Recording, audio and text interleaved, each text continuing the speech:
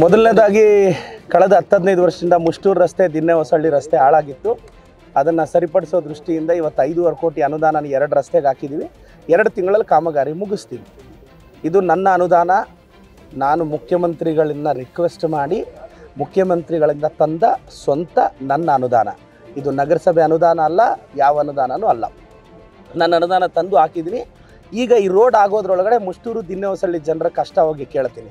ಆ ಊರಿಗೆ ಹೋದರೆ ಅವು ಎರಡು ರೋಡೇ ಮೇಜರಾಗಿ ಕೇಳೋದು. ಅದಕ್ಕೆ ಹಾಕ್ಸ್ಬಿಟ್ಟೆ ಹೋಗೋಣ ಅಂತ ವೆಯ್ಟ್ ಮಾಡ್ತೀನಿ.